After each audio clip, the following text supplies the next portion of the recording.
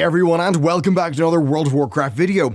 Island explorations have just appeared on the Battle for Azeroth Alpha, and really a lot is riding on these. Blizzard talked them up a lot during BlizzCon, and they seem to have taken a pretty decent chunk of development time, so when you get down to it, this feature kind of has to deliver. And it's quite the promise to deliver on as well. Multiple playthroughs are supposed to feel really different. The content is supposed to be dynamic and reactive rather than being static. It's pretty much supposed to be a new type of endgame content, up there along with dungeons and raids.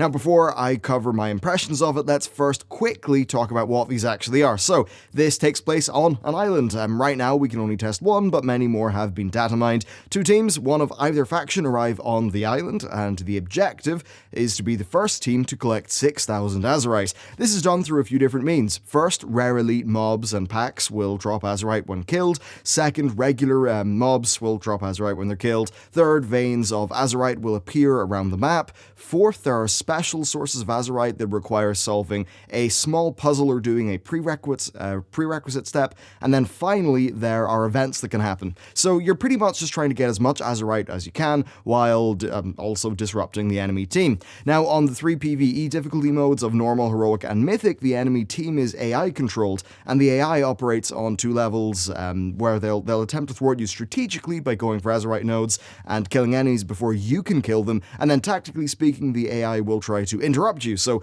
Blizzard's goal there is it feels close enough to actually being against real people. Then finally, there are various usable items and shrines that will give you both a powerful buff and a powerful debuff, and they can't be removed. So there's definitely consequences to actually clicking on one of them. And that's pretty much a rundown of how these work. The idea is that the island explorations are a gameplay sandbox. There are many different independent variables, which means that there's a massive number of different combinations. So with the explainer bit done, you know what? I think the best thing to do is to give you a walkthrough of just my sort of cut footage, and then after that we're going to talk about my verdict of this overall system.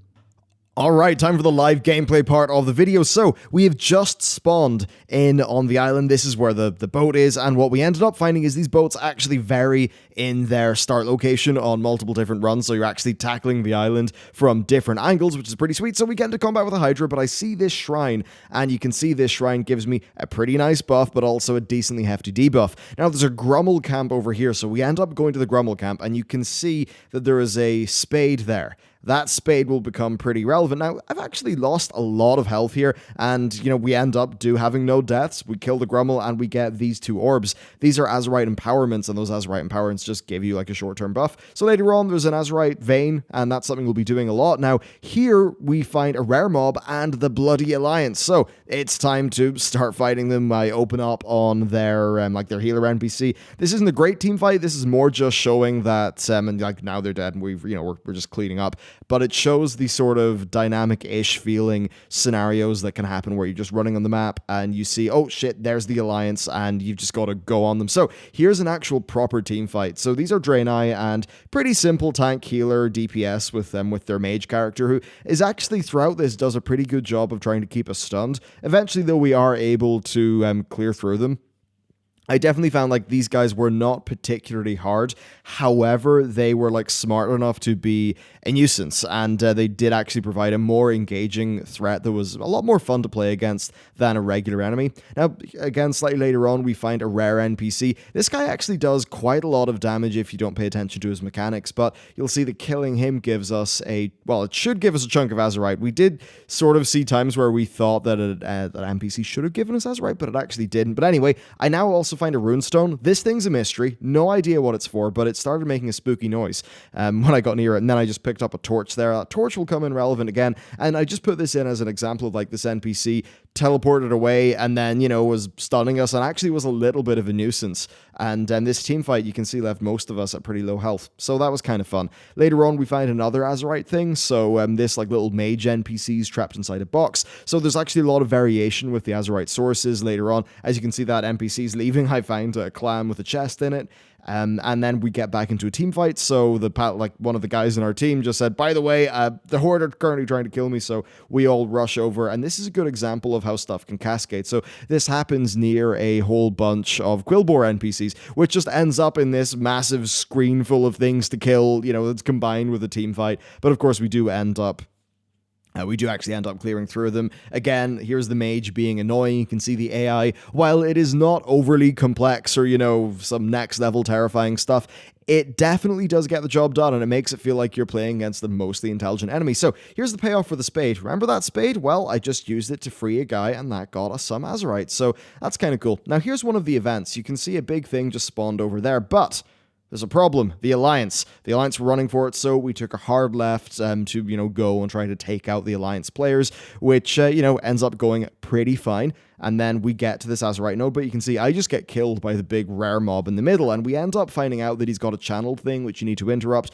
and generally the thing to do is to keep him stun locked. But at this stage, he's been kited over to where the boat is, and now I've ran over here, and I'm sort of ninja looting the Azerite while we deal with everything else, and sort of later on, we can see at this stage, I thought we were going to get wiped, so I was just trying to get the Azerite as quickly as I could, but my teammates were actually able to handily defeat him, and that ends up giving us a pretty damn sizable amount of Azerite. Now, this is heavily cut down. I've cut about half an hour or maybe 25 minutes of gameplay to about 5 here, because I just want to show you the key points. Now, remember the torch that I got earlier? Well, I just used it to free this guy.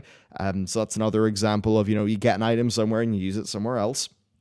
And then shortly after this happened, so this is another event, all of these lightning, sort of wind guys spawned down, and actually they really did quite a bit of damage to us. We end up making it through though, and I think we end up dying, and then we get back to our boat, and then we find this portal near the boat, and this portal takes us to Skywall, where we have a rare boss to fight. And then fighting him gives us access to his 2 chests, and, spoilers, but it's pretty much wrapped up after that. And yeah, this is sort of what I saw as like the key highlight moments of our first run cut into about 5 minutes. And what I'll do is for the next section of the video, most of that will be footage from our second run, so you can see how the layouts and all of that stuff, how they're sort of different. But overall, yeah, this was our first run. It was probably a bit slower than it needed to be because we didn't really know what we were doing. That said, I think everyone there really enjoyed it and saw a lot of potential in it. So okay, let's get on to the impressions. Okay, so I hope you enjoyed that, but yeah, what do I actually think of this overall? Well, first, it's super early days, but I think my excitement's been pretty noticeable. I really think Blizzard are onto a winner here, like really onto a winner, assuming they can keep the variety up and they're not afraid to make heroic and mythic difficulty challenging. Then for the PvP players, well, I mean, damn, I think this is going to be really fantastic and really shine when other humans are there. So on that topic, I guess, the quality of the AI, that's one thing that really surprised me. They go about the island in a different order every time, and this has had the effect of creating some spontaneous action. So, like we see them in the minimap and we have to decide, do we kill them or do we continue farming Azerite? Then there was a few times when we were fighting a pretty challenging mini-boss that the Alliance descended upon us, which created a sort of thrilling moment where we were reacting to the game rather than just tearing through a fixed thing as fast as we could. And that's kind of the core of why I really enjoyed these. Each time it felt like me and my team were solving a puzzle, a new one, and we were reacting to the new structure of the island. The second time we landed in on the island, it felt really different from the first one. It presented us with a kind of unique scenario to actually deal with. Now, this is entirely different to the autopilot feeling that would come over you when you were maybe doing a repeat mop scenario. Even a heroic scenario back then was boring because you were just doing it the same each time.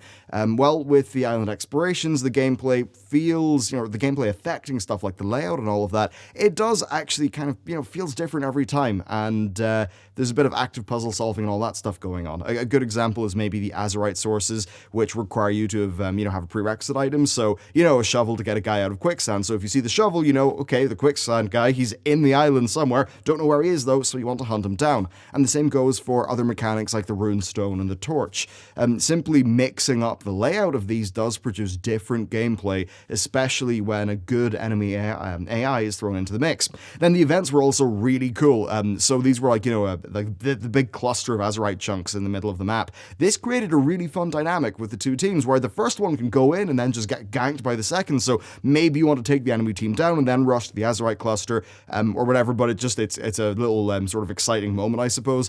The other one that teleported us to Skywall was really cool in terms of variety, so hopefully there'll be more of that. I suppose I did touch on some PvP team fighting there, so on the topic of fighting the enemy team, well, I thought that the shrines and all the usable items were really cool when you sort of bring it into a PvP context. So you could have a shrine that maybe it turns you into a bit of a glass cannon, right? Now that's kind of interesting in a team fight. And then you've got the various usable items like explosive crates or stuns, right, that you can use in the other faction. So that kind of creates a bit of a cool resource metagame where you're trying to gather those up to stun lock the enemy and do that kind of thing. Of course, they can do that in you. And on the topic of team fights, well, the various NPC teams did vary in their movements and their behaviors.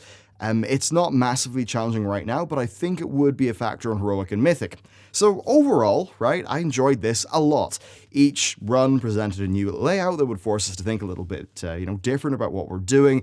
I expect that this stuff will be a lot more prevalent on the higher difficulty modes. Like for us, the enemy AI were not super hard in terms of their numbers, but they were good enough to be a fun part of the equation. And then, the various buffs, debuffs, small mysteries to solve, like the runestone and the shovel, they were all sort of great elements to get you thinking about the, just about the island that you're on. The actual enemies in the island tended to be engaging. Most of them had interrupts, stuns, cone attacks, that kind of thing, so they definitely rewarded you actually paying attention. And the difficulty was actually better balanced than I thought. We had a few deaths, and that's even with the AI not being a big problem for us. So I could certainly see these on the harder difficulties being quite a challenge. So I mean, I'm actually surprised how much I've taken to these. I was worried initially that they'd have the same monotonous feeling that Mists of Pandaria scenarios did, but you know what, so far they are actually living up to what Blizzard was talking about at BlizzCon. I think that, if these do work out right, they would be great for the game. It's another type of content, ideally, to do on top of dungeons and raids, and while on the face of it, these might seem more casual because of their lack of a fixed team comp, well, you know what, it seems like Mythic would be quite a challenge based off what normal felt like, and PvP, that's almost guaranteed to be rock hard given how you're actually fighting other people. So look, it's just too early to judge the system in full, but what I can say is my initial impressions are really, really strong.